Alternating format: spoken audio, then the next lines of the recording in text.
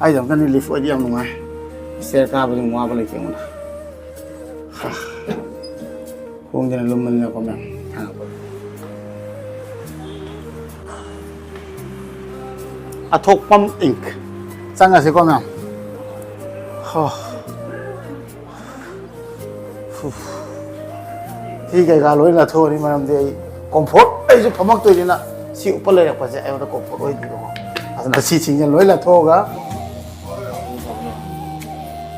nam ga siam harawi kai na da da na yek le sa tam sum tho bi man si la pa je yam harawi ai ta ne adu ga ai gi skin je tang khat bera di oi ai da na adu na wa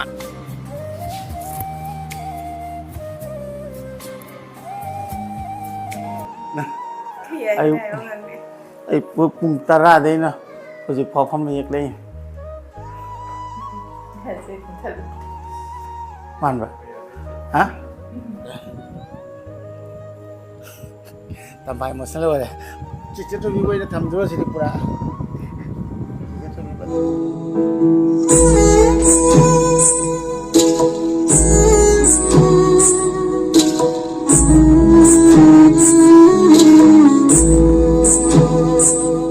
mayam puno po yang putin au ke channel da taram nok chani mayam ai nga se lei ba se maning da bisalu pi ko adu mathak ta lei ba khoi athokpam ing to adu du ko lai ni lai bu mam sina kai guna ha ba dai na ngasi yek to ri ba te tu me yek ke na lak pani ko adu ga ina dum yeng ak pada manipur da khwai ki akhut nan ba adu maming chat pani ha ba athokpam ing gi brother sini ko adu brother ga pau khong na re adu yek to ba te tu jam tin meaningful oi ba adu ga thamoi dam pan bo ka ni adu na surprise na ada chala matung na makha ta ba te tu je kana oi do no kari manam gi oi do na ai haija rakke अखोई विशाल की क्या दुगनी कौवा की विशाल दुगनी लई से ma'am सिदगी अखोई लिफ्ट फिफ्थ फ्लोर फाव कानी को स्टेयर स्टेप कागनी खाई टॉप फ्लोर लेर तारे नहान चतना वारी साना लोरे डायरेक्ट येको लापनी पुंग तरुक तरह चंगनी है चंगजो मैम चप येप आद येना मैम उचरके मैम सोदना content is really am surprise hoy gare tare am aina tauza dori ba content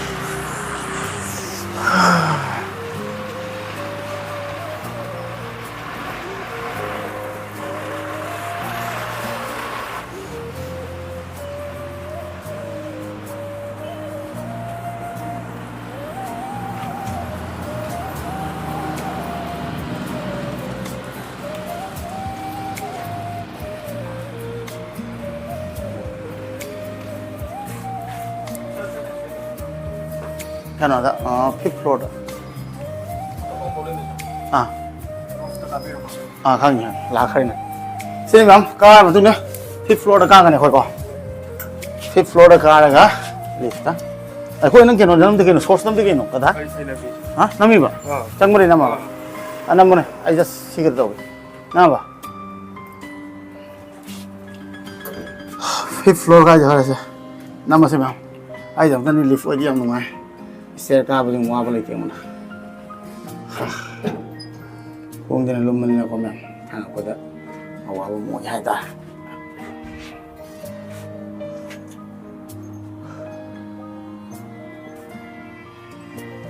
pa se tu ni noi ni cameraman ma sen da khar nam no ne cameraman sa na sen da khar nam no ma mo ni jel ta ri khang da camera ta ani ni pui ge na ama ni source ka res ka nam no ma se ni ni mo mo ni tolop pi jong wai ke mo ni tolop sa kamu begini. Oke. Nang nang sonco kro. Tanggo kan.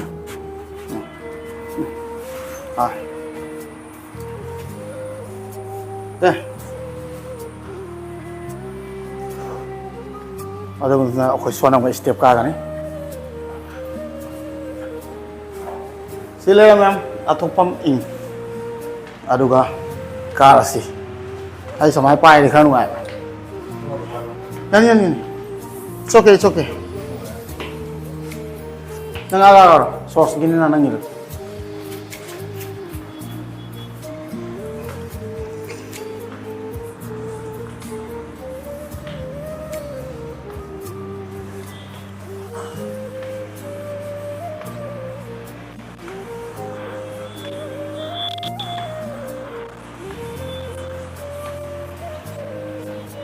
आ जाओ Shiva finally ma'am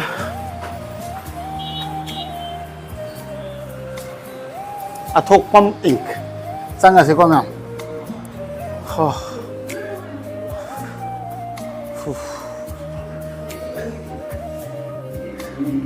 चंगा सोम सोम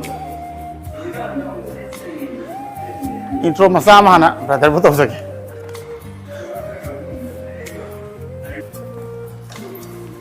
सोमना सेंगने को असी मनों द पंगम दरते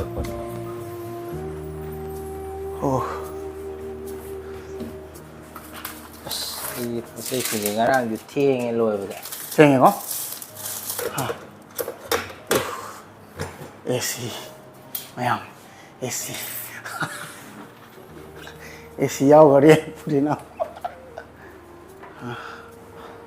ma'am आई यावजरे अदुगा अनाक्ता लेबिबसे अखोगी मणिपुर अदुम अथोकपम इंग हाइना तेतुदा खितंग फजना यपिबदा हाइबे ममिंग चालबा आई थिरकपगिनि कोसी आई थिरगा खंगा नान वाई सनागरे अब दादा मसामक्ता ओनर मोरगा इंट्रोड्यूस तौजान लके दादा मिंग लेफम कमतंग म्याम दस ai ming mocha athokpam ming ki owner ne तेतु एकपिरक पजे सही क्या लगे होग्र te tu yak pa chai 2013 de 13 लगे अजुदगी एकलक पदगिना सी पार्लर जे तोरमरा नत्रगा अतोफम तोरमरा yum da han tarom अच्छा युमदा yum da gi sida tholok pa 2020 de tarom हानदगी तुम दा पेशेंट ले रख एक पजे ye kwa nga ngwe de ye le एक ले lai de oh अखोइना आई सी सोइबगुम बसे इमानव सिंह एक पनीबा अदो आई मैम दा हाय के रिवील तौरगे आइना ngasi yekche doiba tattoo ase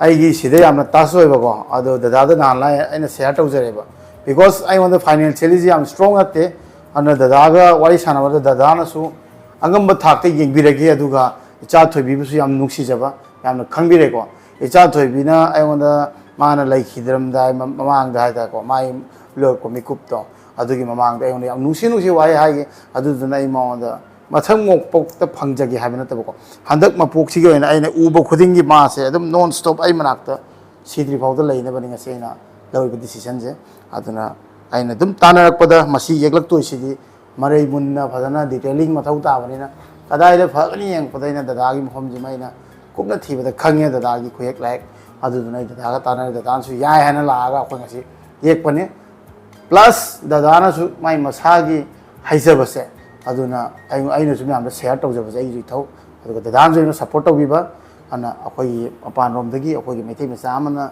manipur lakpa kanda phajana ye ke haiba kanda dada ga dum tana biro price su mayang masen ga wai thongale dada ga dum la phajana phamma ga tana ba da yam nusi na isi na mogum na tana ga support tawbini haiba tare ana ai jo asam da mayam lei mayang masa do mayang ga gi taw pam de manipur la ga akoi haiba akoi gi maitai amu oiba gi khut se क्या मतिक नहीं है तो अदुदोइना ngasi sidai ga pup tawjani so aina yam nu sia icha thoibibo aduna asigi video asidi icha thoibi mathak tani magi dam tanai tetu hani adudi dada hoji akhoi thabok pai khalan ne ta adai full comfort aina aina kuina phamak toina pung taruk tari phangani ada am ti ta aduna si ga ga loi la thori maram de comfort ai ju phamak toina si upale rak pa je ai da comfort oi di ro aduna si chingja loi la thoga man ok people socket problem to ai pham ma makha ta ba nam dum ubirani ha ba okay hawra si ra dada pham da lo ro ai do stop ta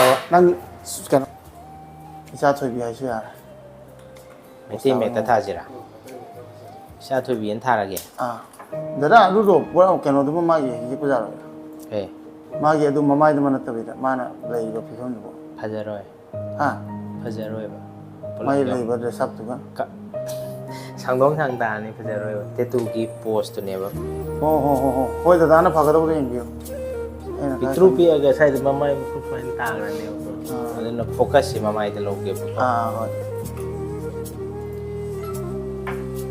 samga ja hap ni mai photo nam nam kemo tha ba loi ma sam ngau no ಕೈ ಕೆನೋ mai de bone cancer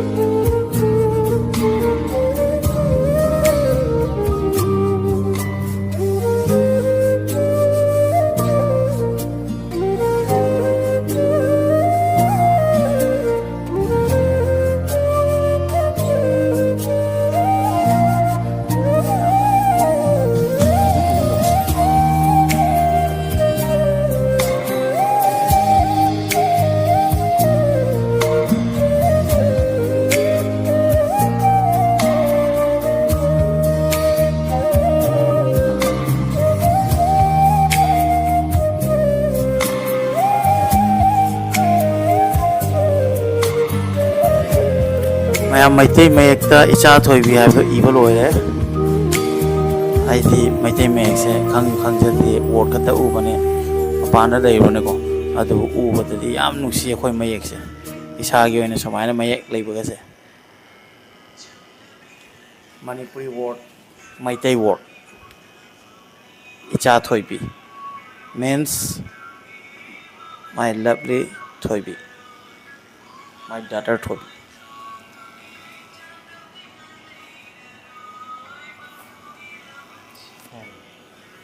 ꯃꯌꯥꯝ injection ꯊꯤꯟꯕ ꯆꯤꯛ ꯊꯤꯟꯕꯁꯦ ꯈꯤꯇꯪ sensitive ꯃꯐꯝꯅꯤꯅꯀꯣ ꯑꯩꯗꯤ ꯃꯤꯁꯨ ꯈꯔ sensitive ꯑꯣꯏꯕꯅꯦꯀꯣ ꯈꯤꯇꯪꯗꯤ ꯅꯥꯔꯤꯅꯦꯕ ꯑꯗꯨ ꯏꯆꯥ ꯊꯣꯏꯕꯤꯒꯤ ꯍꯦꯛꯇ ꯋꯥꯈꯜꯁꯦ ꯈꯟꯈꯤꯕꯒ ꯆꯦꯛ ꯊꯤꯟꯕꯗꯣ ꯑꯗꯨꯒ ꯄꯨꯡꯀꯥꯎ ꯀꯥꯎꯕꯤꯅꯤ ꯃꯌꯥꯝ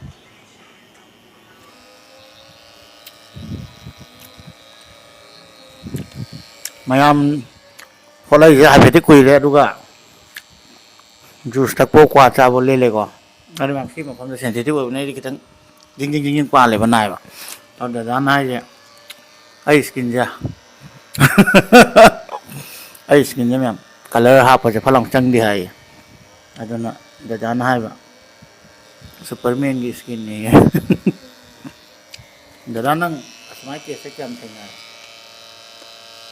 ꯑꯅꯤ ꯑꯍꯨꯝꯒꯨꯝꯕ ꯊꯦꯡꯅꯔꯝꯃꯅꯤ ꯃꯣꯏꯁꯨ ꯁꯨꯃꯥꯏꯅ ꯇꯧꯕ ꯆꯪꯗꯕ ꯆꯪꯗꯦ ꯑꯗꯨ ꯃꯊꯛꯇ ꯅꯪꯗꯤ ꯑꯗꯨꯝ ꯀꯂꯔ ꯑꯣꯏꯁꯜꯂꯦꯗꯅ ꯑꯗꯨꯅ ꯏꯁꯀꯤꯟꯁꯦ ꯋꯥꯕ ꯍꯦꯜꯂꯦꯕ ꯌꯦꯛꯄꯗ ꯁꯟ ꯃꯑꯣꯡ ꯇꯥꯕꯗ ꯏꯔꯣꯏꯒꯨꯝꯕ ꯃꯥꯜꯂꯦ ꯏꯔꯣꯏ ꯑꯉꯧꯕ ꯇꯥꯔꯦꯅꯦ ꯑꯩꯁꯨ ꯌꯥꯝ ꯊꯥꯖꯔꯨꯗꯦ ꯁꯨꯃꯥꯏꯅ ꯑꯣꯏꯅꯤꯅ ꯑꯗꯣ ꯅꯣꯛꯅꯤꯡꯗꯅ ꯑꯩꯁꯦ ꯗꯗꯥꯗ ꯀꯂꯔꯁꯦ ꯀꯃꯥꯏꯅ ꯇꯧꯕꯅꯣ ꯌꯥꯔꯦ ꯅꯪꯅ ꯍꯥꯏꯕ ꯕ꯭ꯂꯨꯁꯦ ꯊꯥꯔꯕꯅꯤ ꯑꯩ ꯑꯗꯨ ꯆꯪꯕꯗ ꯋꯥꯔꯦ ꯏꯒ ꯊꯣꯛꯂꯛꯑꯦ 이게 비리비리 빠이토리에 몸은 해 있겠냐 खितंग लेको 그만하고 난 재킷니 자타비 재킷니 이 디테일링이 나이래 아주 에이 스킨이나 바바이라 파타바이라 강들에 맞추지 파잖아 톡더라 학창이 원래지 봐봐 간지 깡을 찍방아 뭐뭐 마야티 암들 번 깡 찍거나 찌찌 좀 장답이 깡가 많이 찍는 거네 이거 좀 짱들에 나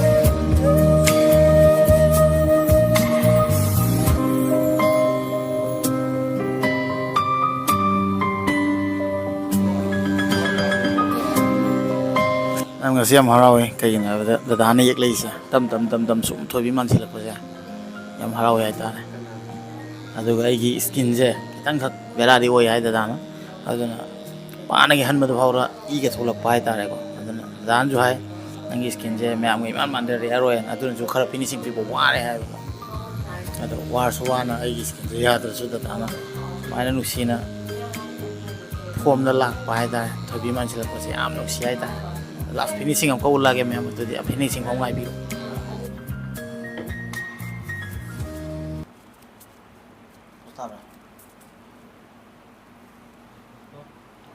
ꯃꯌꯥꯝ ꯐꯤꯅꯤꯁꯤꯡ ꯃꯇꯥꯡ ꯌꯧꯔꯦ ꯃꯌꯥꯝ ꯌꯦꯡꯕꯤꯔꯛꯑꯣꯀꯣ ꯗꯗꯥꯅ ꯀꯌꯥ ꯃꯇꯤꯛ ꯑꯁꯨꯛꯀꯤ ꯃꯇꯤꯛ ꯊꯋꯥꯏ ꯌꯥꯎꯅ ꯏꯆꯥ ꯄ꯭ꯔꯤꯁꯤꯂꯥ ꯏꯆꯥ ꯊꯣꯏꯕꯤꯒꯤꯗꯃꯛꯇ ꯉꯁꯤ ꯐꯤꯅꯤꯁꯤꯡ ꯌꯦꯡꯉꯁꯤ ꯃꯌꯥꯝ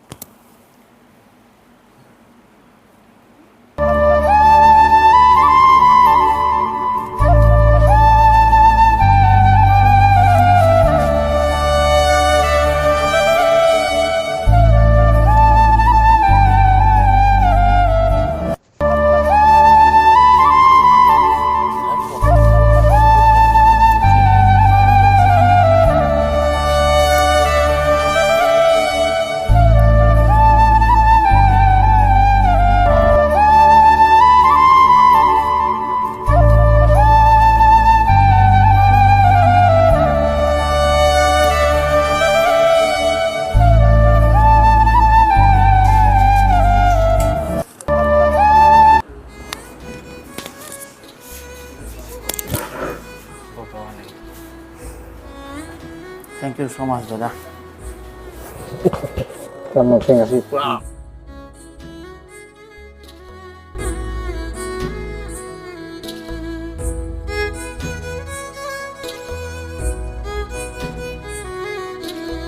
Finishing therapy dari satu dulu. Ya, kau mungkin pasal law lah. Mungkin ini problem dari saya mula tu law kok tak satu je. Nam dah lagi kini ini link apa ni? Aduh kan? Instagram dulu dah tahu follow tu kan? Instagram tu kayak ni sah. Macam atopam. Macam apa? Kalau Facebook tu na? Atopam ink. Okay. Instagram tu atopam ink tu lagi. Ani mung lagi. Eh, skin kita ni wah kan nasi ko. Nang skin ni crocodile skin dah.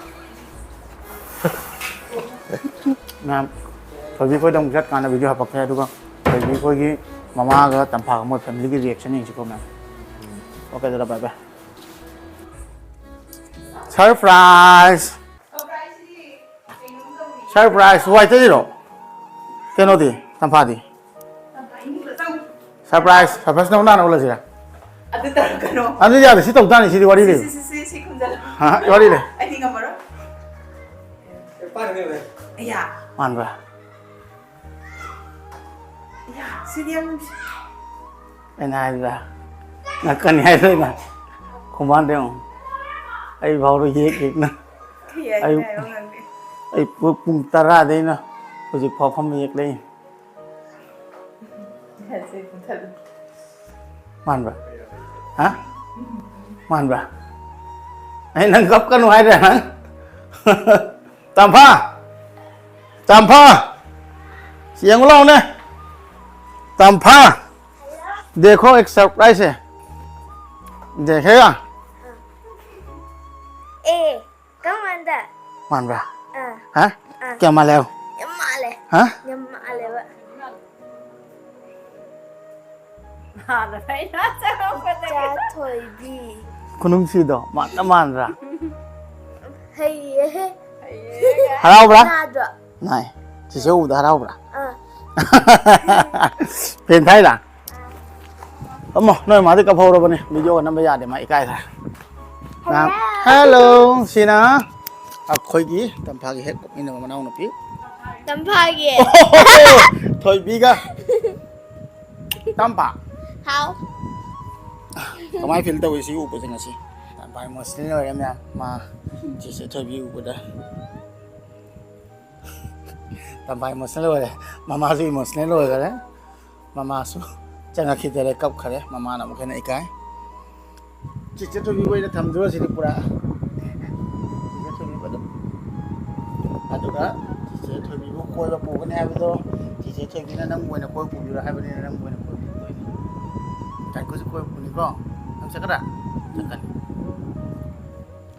cái này kem nhung xí có chỉ chế bố cái đó này cái này ye cái nó bị surprise bị cái này cái này nó kem nhung xí được không kapan itu Tampa cice ning sing bagi kapiba mayam tampa je nuksibani aduga tampa bu toina una balak toina idi aduna chalam dai sige ne tampa ga mama ga surprise sama pi ge na lakpani ado ꯑꯊꯣꯛꯄꯝ ꯏꯪꯒꯤ ꯗꯗꯥ mocha ꯅꯪꯅ ꯋꯥꯅ ꯌꯦꯛꯄꯤꯕꯒꯤ ꯚꯦꯂꯨꯗꯤ ꯐꯖꯅ ꯐꯪꯉꯦ ꯑꯩꯈꯣꯏꯒꯤ ꯇꯝꯐꯥꯁꯨ ꯄꯨꯔꯥ ꯃꯆꯦ ꯃꯥꯟꯕꯒꯤ ꯀꯞꯄꯦ ꯑꯗꯨꯒ ꯃꯃꯥꯁꯨ ꯆꯪꯈꯔꯦ ꯊꯦꯡꯛ ꯌꯨ ꯁꯣ ꯃꯆ ꯗꯗꯥ